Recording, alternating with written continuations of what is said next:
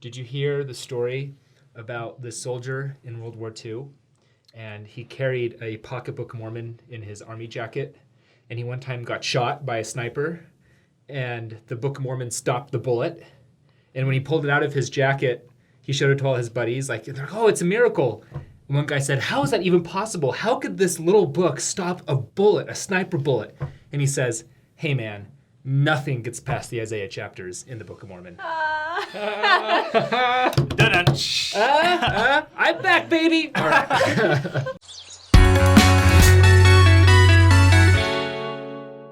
Guys, Stephen is back. Stephen Smoot is back. Swiggity You Smooty. need to Coming say up. his first and last name together. Stephen He's just that Smoot. famous. Oh, yeah. Oh, my goodness. And I'll Stephen... never call you overwhelmed. Stephen. And Stephen is now graduated. He's got his master's from University of Toronto, so now he's got to wear blazers and a tie. Like, that's just the rule. To look collegiate. You look Yes. collegiate. You look like you're going to teach. So now we're going to hear... I'm going to teach you, Kwaku. Teach you a thing or two. I don't need to learn anything. I'm like the smartest person who's ever lived. So. You're a big fan of Reddit, so no one needs to teach you anything, right? You know. I don't go to that dark website. Oh, Kwaku, don't offend our... No. No, I don't go to that. The Babylon of the internet. Anyway, you Sodom and Gomorrahites. So, You're not wrong. Yeah. okay, well, some really cool stuff. We're going to talk about the Isaiah chapters. So, Stephen, take it away. Okay, so Isaiah. Everyone loves Isaiah, right? Mimi, No. what you're... No. No. You don't like Isaiah? So what happens is, and I think that you guys are all going to relate to this unless you're geniuses, when I think of the narrative of the Book of Mormon and I get to the Isaiah chapters, there's a giant chasm of nothingness. Uh-oh. Because Oh, dear. I don't know what's happening. I But relate. also- I relate to that, Yes. for sure. Just like every Christian, even when you get to the Bible, you go, Isaiah, all right, skip right past Yeah. that. Oh, yeah. You're like, no one enjoys, Yeah. like... It's like Genesis, It's beautiful. Deuteronomy, Matthew, Mark, Luke, you know, it just sort and it's of... not that yeah. people, I guess it's not that people don't enjoy it, but it's difficult. The Yeah, Isaiah, it's very dense. poetic, it's very, very deep, so people just skip right by it and they go, oh, 3 wise men, gold, frankincense, and myrrh. It's just easier that way, you know? You know, what's interesting is Nephi actually talks about this. And like before or I think it's after he's done talking about Isaiah, he then says what you have to do to like better understand Isaiah. And some of the keys Nephi says is, number one, you have to know your geography of ancient Israel, like know about Jerusalem and the surrounding area, because that's a big deal because Isaiah has lots of prophecies about nations around Jerusalem. Number two, he says you have to know the manner of the prophesying of the Jews. So in other words, how do ancient Jews prophesy and how do they write prophecies and record prophecies? Gotta know how they talk. No, exactly. You How do gotta they get in jive, with them. man? Yeah, like, no, that's exactly it. And you have to have the spirit of prophecy and revelation yourself. So for Nephi, those are sort of the keys. No big deal. No big deal, Number right? 3, just toss that Just in get there. some revelation, Yeah, you know, okay. no big deal. Yeah. That could just be the Holy Ghost, though. Yeah, I mean, and everybody has Open access to- to that. yeah. Absolutely. And if you take some good courses or there's this website, what's it called? Book of Mormon Central. Huh. If you check out Book of Mormon Central, we have some resources that help sort of take care of the first two things, like knowing the ancient customs and language of Jews and so forth, right? Okay. So, and the manner of how they prophesy. Yeah, and there are a all lot that of sort good stuff. resources out there. There's also like Old Testament and Book of Mormon just manuals that are like chapter by chapter. I used to read those because I don't like skipping. Like when I read the Book of Mormon, I like reading straight through it. And I mean, when I was little, I used to skip through Isaiah because I just didn't understand it. But now I really try. And there's a lot of resources because I couldn't do it by myself. Yeah. So. So, to borrow David language, I heard here tell that Joseph Smith just copied the Bible and put it in the book. It's that simplistic. There's nothing else deep to it. There's Definitely nothing not. you need to look into more. It's just just random that. chapters too. And just totally random. He was like stalling for time or whatever. He was like, oh, I don't know what I'm going to do. Well, let's throw some Isaiah in there, right? To buy myself some time, you know, because some memes on Reddit said so. So that has to be true. Yeah. Yeah, I hear that all the time. I'm sure maybe everybody's heard that at some point. That's a criticism that's out there. Yeah. And the short response to that version, the short answer to that criticism is to read a book by Joe Spencer. He's a professor at BYU, religious professor at BYU, and it's called The Vision of All, Isaiah in Nephi's Record, or something like that, Isaiah in the Book of Mormon. But Joe Spencer, check it out. And he goes through and he's able to show systematically that Isaiah in the Book of Mormon is not random. It's not just crazy. It's not haphazard. This isn't Joseph Smith just throwing in random stuff to, like, you know, save himself or to buy time or whatever. And we can talk about, like, there's a deliberate methodical purpose behind why Isaiah is in the Book of Mormon. And it's great. Yeah. And once you understand it, I think it's perfect, right? And it brings it to life your reading of Isaiah in the Book of Mormon. So, Stephen, Yes. in a non-scripted way, what vision guides Nephi's choice of Isaiah chapters? Well, Kwaku, that is a very good question. No. So, okay, that's a good question, actually, right? Okay, well, first Yeah. explain the question because Right. even the question is hard to It understand. needs to be unpacked. Yeah. Sure. So, basically, what was Nephi's worldview? What was his theological and prophetic idea in mind for why he picked the Isaiah chapters that he did? Because of all the Isaiah chapters he could pick, right, that we have in the book of There's Isaiah. a million. Yeah, why does he pick? Well, there's 60 something, whatever. I should know the 66 or whatever. So Basically. but close to a million, A lot. But why specifically these ones? And by the way, he quotes specifically Isaiah chapter 2 through 14, and then he paraphrases some other chapters, and then his brother Jacob quotes Isaiah chapter 48 through 51. So that's a good chunk there, right? And so when you ask the question, why did he pick that? I think to answer that, you have to look at 1 Nephi chapters 11 through 14. That is Nephi's vision, remember? He has the vision of the coming of Christ, and then the Jews are scattered, the house of Israel is scattered, and then he has a vision of the Gentiles coming to the New World, coming to America, and bringing the Bible with them, and then he sees the Book of Mormon will come forth, and this will all work to gathering the house of Israel back again in the end days through missionary work and the restored gospel and so forth. Yeah. So Nephi has this big, grand, prophetic vision of what's going to happen. And what I think happened and what other scholars think happened is Nephi said, you know what? Isaiah has some writings that I can liken to this prophetic experience that I've had. Which is interesting because a few chapters earlier, he acquires Isaiah's writings right, in the brass breastplates. plates. So he's got them in front of him. He's familiar Is that the with first them. time that he's read them, or had he read them before that? I don't know if we can really say for sure if he had read them or not before, but at least we can say at that point he had them right in Okay. front of him and Had access. had access to them, at least by that point, for sure. That makes sense though, because everyone wants to feel like they're related to. And that totally Yeah. makes sense if Nephi was looking into Isaiah's writings and saying, "This, I had a similar experience." to Exactly. this." Yeah. So essentially, Nephi picks the versions he picks because he sees how the world's going to play out. Yeah, I think he had this prophetic vision of the end days or of the coming of Christ and so forth. And then he saw stuff in Isaiah that sort of resonated with what he had seen, that had parallels or had sort of Okay. thematic similarities to what he had seen. And so remember, he says, I'm going to liken the scriptures unto us, or I did liken the scriptures unto my brethren, and I did read them the words of Isaiah that liken them unto us, right? Yeah. So exactly like Mimi said, like we find connections in the scriptures that are meaningful for us, and we sort of expand on them and extrapolate on them and sort of make sense of them in new, unique ways according to our own understanding and what the Spirit testifies to us. Okay. And I think that's kind of what Nephi was doing here. Yeah. Pretty cool. Huh? That's pretty cool. Huh? Something clicked. There you go. I- That chasm is being filled for you, David. Yeah, I've got foundation now. Hole. But I got a question though. So you're telling me that Nephi quotes another prophet. Prophets don't ever quote each other. It's not a thing. New Testament people don't quote Old Testament. It Yeah. doesn't ever happen. You made it up, Joe Schmo. Joe Schmo just plagiarized all of it. Yeah. Yep. Dum dum dum dum dum. Except that's I not watch South Park, so I know everything Yeah. about your religion. But actually, prophets, that's like all they do is just All the quote time. each other. Yeah. So. And in the Bible, all the time. So, yeah, you're right. There's this thing called intertextuality that scholars talk about, where two books or two texts, usually it's scriptural books, they will have a connection with each other by one quoting the other or alluding to the other or borrowing the language of another in order to build on common themes or develop common ideas. And sometimes it's overt, it's explicit. Like Nephi sometimes says, I now read them the words of Isaiah. Other times he just sort of slips the words in there on his own and kind of fleshes them out that way. So it's really fascinating. In a Book of Mormon Central, we have some articles and research sort of exploring this. But yeah, don't freak out if you see the Book of Mormon quoting other biblical passages or other biblical prophets, because they did it all the time in the Bible. In fact, if So- they didn't quote, it would be kind of weird. It would be, Yeah. yeah, Yeah, absolutely. Now that we know what Nephi, where he's coming from, his kind of context, what actually is Isaiah talking about Yeah. in these chapters that are quoted? That's a great question. What's the overarching theme Yeah. or plot line going on? Well, David, that's an excellent question. Thank you. And Appreciate that. and we have a Noah again. this is very shameless, but Noai. We have a Noai that talks about the vision that guides Nephi's choice of Isaiah. And here's what they sort of break down to. First, you have the coming of the Messiah, the coming of Christ. You have these prophecies that Nephi interpreted as referring to the coming of Jesus and his mortal ministry. Because remember, Nephi saw a vision of Jesus in his mortal ministry in 1 Nephi chapter 11. Right.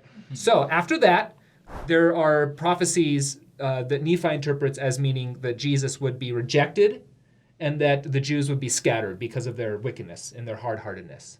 And so he has a vision of that in 1 Nephi chapter 12. And there's chapters in Isaiah that sort of correspond to that. Third, Nephi talks about what he calls the day of the Gentiles, meaning non-Jewish, non-House of Israelite peoples would participate in helping set the stage for the house of Israel to be redeemed and brought back to the Lord once again. They're going to have a hand in this. They're going to have a part in this.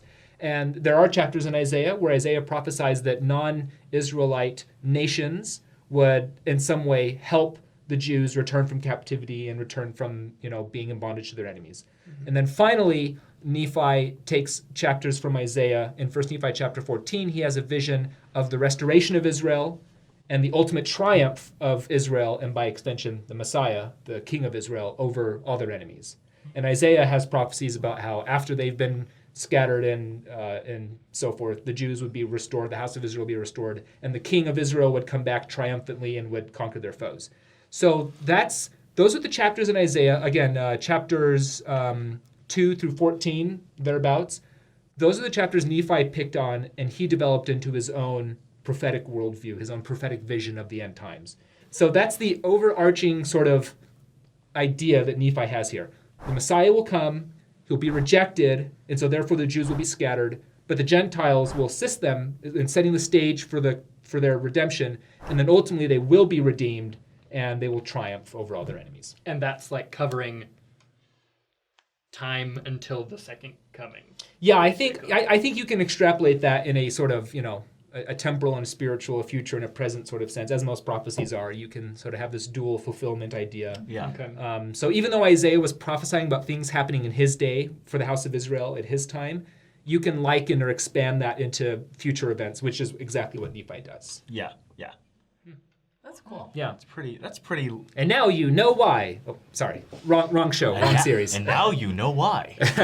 The last thing to keep in mind, I think, when it comes to understanding how Nephi utilized Isaiah is I don't think he's necessarily saying like this is the definitive explanation for what Isaiah meant, but rather, as he says, he's going to liken or sort of apply Isaiah's own words and prophecies to his own experience. Mm-hmm. So many of us, I'm sure all of us are familiar with Isaiah chapter 29, where it talks about the sealed book that the learned man can't read, and he'll say, I cannot read a sealed book, right? And I believe that's quoted by Nephi later in his writings in 2 Nephi. He talks about that.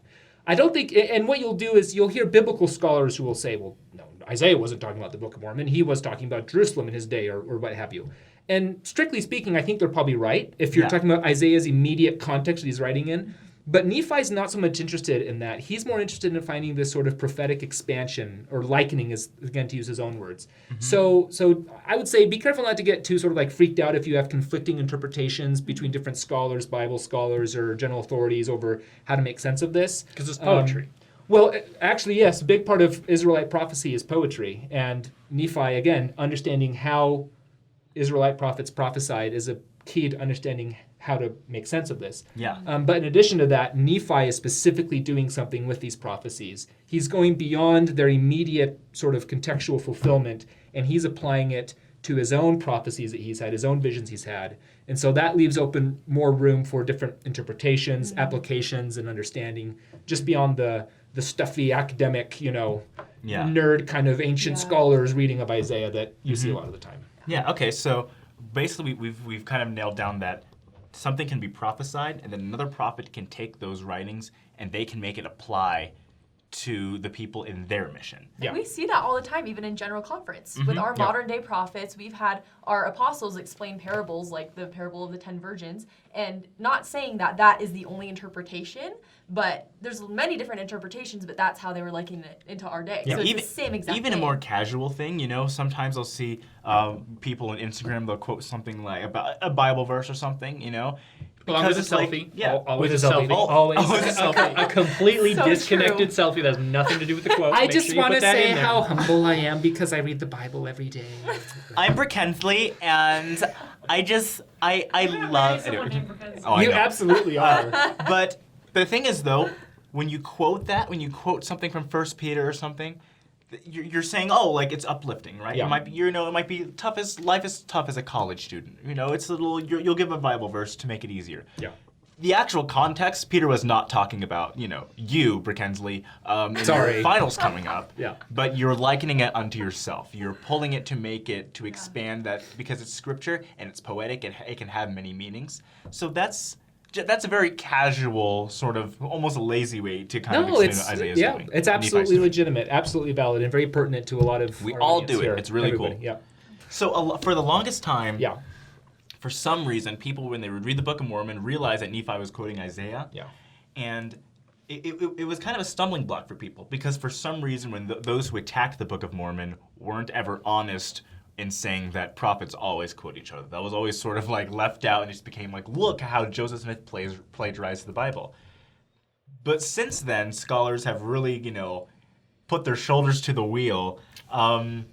How is this evidence for the Book of Mormon's authenticity? I think it's evidence because it shows the complexity and the deliberateness and the intelligence that went into developing these Isaiah chapters. Again, this is not Joseph Smith like just sort of on the fly trying to, save time and I ran out of ideas for my story, so I'll just throw in some random Isaiah stuff to My book has to be 592 pages. Yeah, It's like near the beginning too. Like, how is he already running out? Well, yeah, that's a whole other discussion, right? But I Because think he wasn't. exactly. Yeah, so I think this is definitely evidence for the Book of Mormon because it's deliberate, it's methodical, it is complex, it is engaging, it's very literate in the actual sense of Nephi knowingly quoted and applied and discussed these chapters in an intelligent, informed way. And I also think it's significant because if you're going to say Joseph Smith is just plagiarizing the Bible, then guess what? You have to say that he's memorizing all these Isaiah chapters and he's reciting them, he's dictating them while he's looking at the stone in his hat. Yeah. Right? He's not like flipping through a Bible under his going, oh yeah.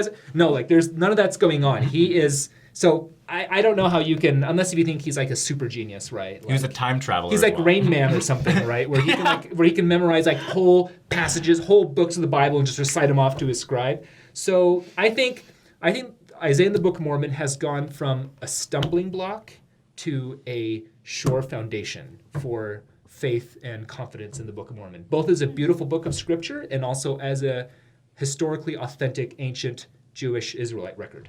Stephen, you really like the Book of Mormon, don't you? I'm a little bit biased, but yes, I think the Book of Mormon's pretty great. And I think I would implore that everybody please read the Book of Mormon and don't just watch South Park and don't just think that that's the last word on the Book of Mormon, because there's lots of great, great stuff out there to help you appreciate the truthfulness and the beauty and the wonder of the Book of Mormon. Stephen is, he's got to get going because he's leaving for Egypt. I'm in going a to few Egypt. hours. Because In a that's what few Stephen hours? Smoot does. That's right, I got to hop on a goes to plane off Egypt. to Egypt in a couple hours. Stephen Oh is my an gosh, that's Egyptologist. This is why he knows. That's a fancy word for someone so who will many never get a things. job.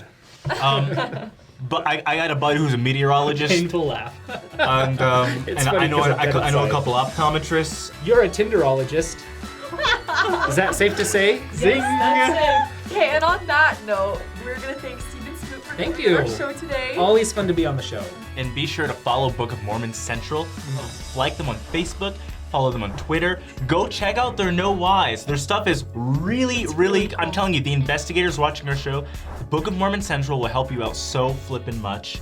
And you should also subscribe to Three Mormons, follow them on YouTube, follow them on Instagram, like them on Facebook, and also follow them on Twitter. Because you know what? As the kids these days say, they are lit. They are so lit on the internets these days. I had a professor say, I will give you an A in my class if you can show me a single piece of Egyptian art where they're walking like Egyptians. Wait, it's like not the actually Bengals. in the art? No, heavens no. Maybe they were just I trying just it was made up- it was- a picture like that. hieroglyphic. It was made up by Like a some flag. band in the 80s or whatever. Stop it! I see like. Am I destroying your images. testimony, Mimi? I'm so sorry. No, I don't mean that's to. not even the same thing. I've seen like a freaking Egypt vase with them like this. It's probably a forgery.